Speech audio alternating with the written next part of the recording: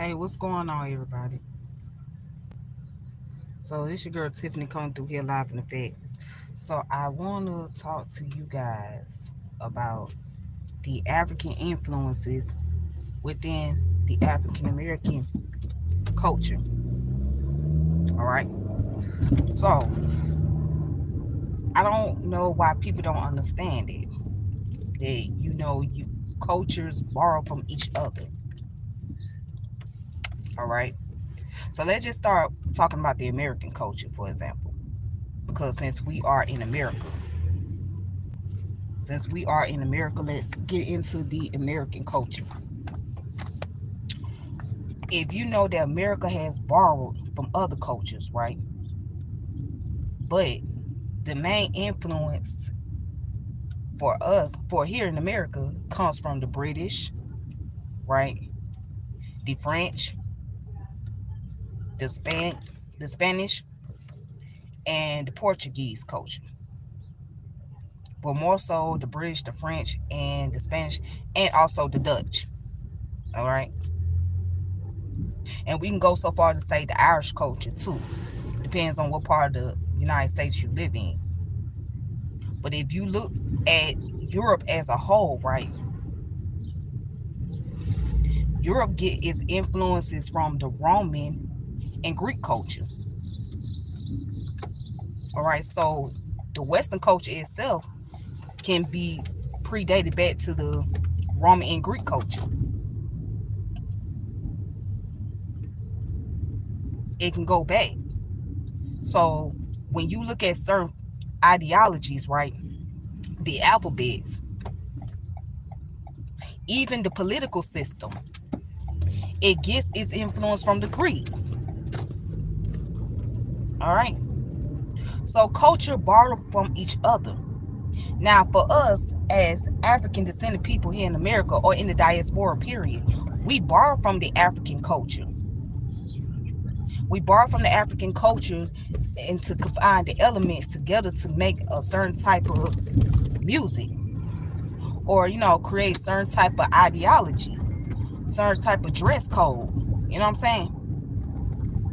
So for us, we borrow from the Central West African culture and other parts of Africa, but our lineage go back to Central West Africa.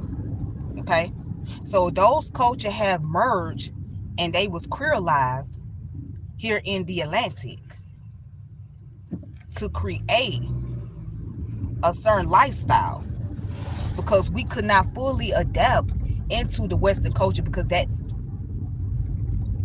was not our ancestral way. You know what I'm saying? They did not come from this Western environment. All right, so they had to go back to their Eastern way. But how do you adapt into a culture like America? How do you adapt into the Western culture? Well, you have to synchronize. You have to creolize yourself. And that's what the African people did. They creolized themselves. Okay? So they took what they learned from their native land, whatever was left of them, and they combined those elements together, which is now today we call it the Black culture, right? We call it interesting. Oh, I'm out and about, y'all. My bad. That's interesting. But we call it the Black culture, right? And we call it, or we can call it African diaspora culture. But see, the Black culture here in America has been diluted and polluted with so much negativity. So you see a lot of negative influences that take place within our culture, but you don't see the positive side of it at all. It's a lot to study. So we are very unique here. We are very unique people, and we don't realize our uniqueness. We don't realize that our ancestors who came from multiple tribes joined forces together to create something that we can fall back on. That was their way of saying, hey, remember us. Remember us. Remember what we have given you. Remember us through these cultural ideologies, through these philosophies and principles. Remember us. That was their way of saying, hey, honor us, revere us, celebrate us. And from there we added on, and from decades after decades, we added on ideas to what was created by our ancestors. So if you a black person in America and you think that you didn't borrow, or your ancestors did not borrow from those African ancestors to create culture ideology, but then that means that you have not, my friend, studied the history.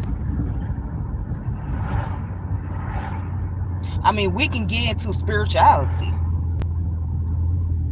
We can get into dancing, right? We get into like how we operate in our community, or how we operate at one point in time in our community. But I will say this, and I have to be very honest, the black community that we once knew has perished. And what I mean by perishing, that means that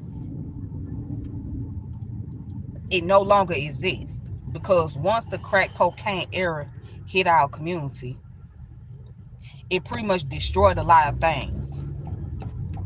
So it's like, for a long time, we was doing CPR. Our community was going into a deep coma, and we were too busy doing CPR, trying to revitalize, trying to resuscitate it. But the longer you do CPR,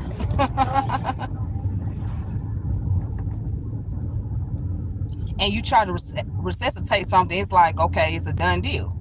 But that's what's going on. So it's like when a person go into a coma, right? And the paramedics or the doctor, whoever performing CPR on that person, they trying to resuscitate them to bring them back to life. So that's what been going on with our community for the past 30 plus years. You're trying to resuscitate it.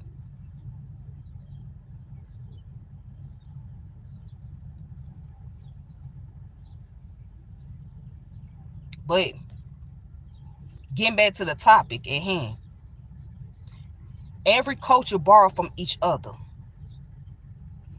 And we can go into the ancient time period. Culture was borrowing from each other. Whenever there was trade going on, especially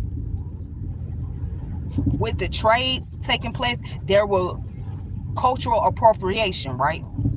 There were cultural influence happening.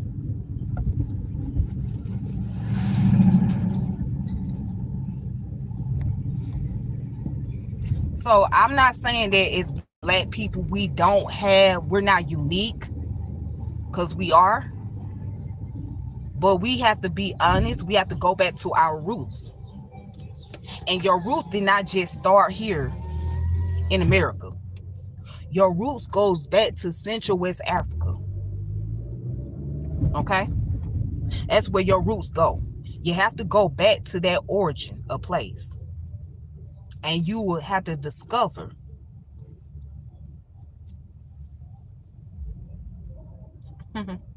shout out to you, Revester J. Shout out to you. But yeah, you have to go back to the point of origin. If you don't go back to the point of origin, then that means you out of order. You're out of order. You have to go back to the root of it. And to see that there is a lot of influences in our culture, along with Western ideology and a little bit of others, Eastern philosophy like Asian and stuff like that. But for the most part, in this case, it's mostly African and European.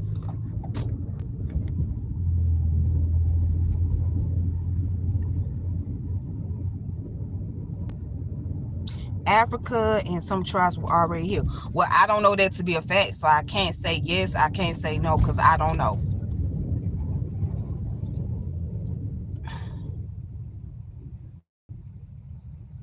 But people always ask, well, why we gotta talk about Africa so much, this, that, and the other? Because that's the point of origin. That's the point of origin for the African diaspora. That's what made you who you are. That's who you carry. You carry most of those African genetics. You carry your ancestor with you, whether you know it or not. You carry the ancestor way of doing things. You carry the mannerism. You carry the attitude. You carry them with you, which is called epigenetics. If you guys have not read the book called Africanism in America by Joseph E. Holloway, I encourage you to do so.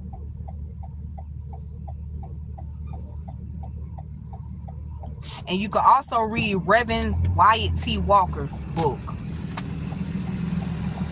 He has multiple books.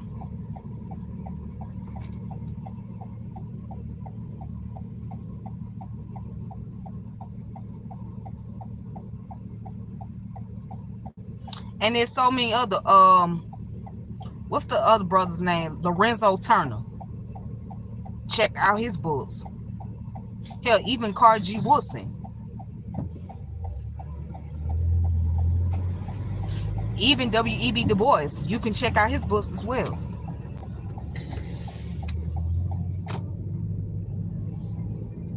But if you sit here and say, well, we have our own culture, yes, we do, but our culture been diluted and polluted. I'm gonna be honest, as somebody who was born here in America, I'll tell you that for sure.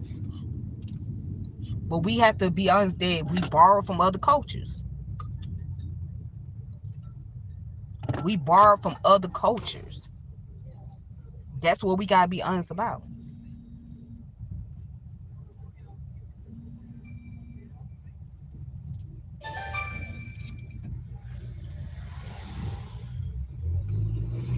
Just a moment.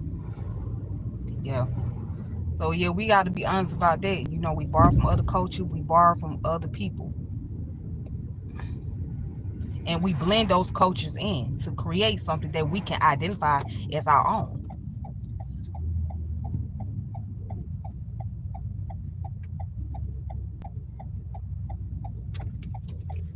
Right. Take it, flip it, and turn it out. Exactly. It's just like when people say, well, hip hop, this, that, and other is African American culture, and then when when they got introduced to Africa, this, that, and other, the African people borrowed the hip hop culture and created something with it. Yes, true enough.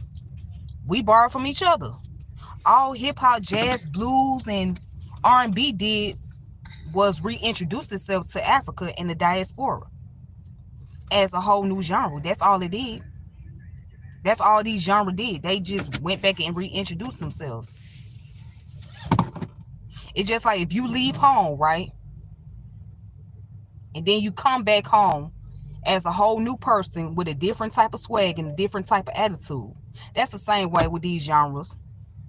But the point of origins go back to the African culture. And without the African culture, you wouldn't have these genres. If you really study the history of blues, right? If you study the history of blues, you'll see that blues has its origin back to more so West Africa.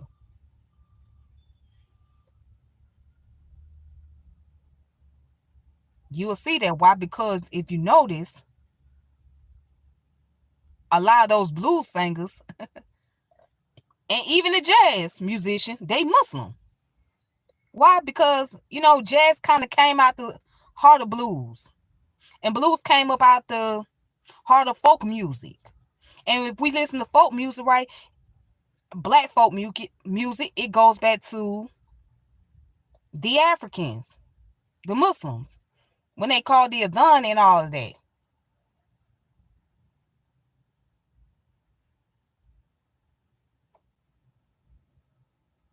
The recitation.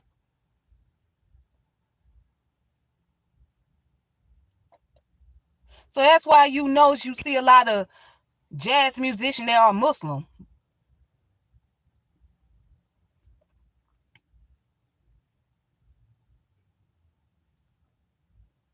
But anyways, I'm out and about. I'm out of town actually. But I just wanted to get on here and share my thoughts with you guys. And when I come back in town, I'm going to do more videos, hopefully, on various subjects. And shout out to the Muslim community, Ramadan Mubarak. Also, happy Women's History Month. And until next time, peace and power, elevation be to all of you. This your girl Tiffany, and I'm out. All right. Y'all be safe. Thank you.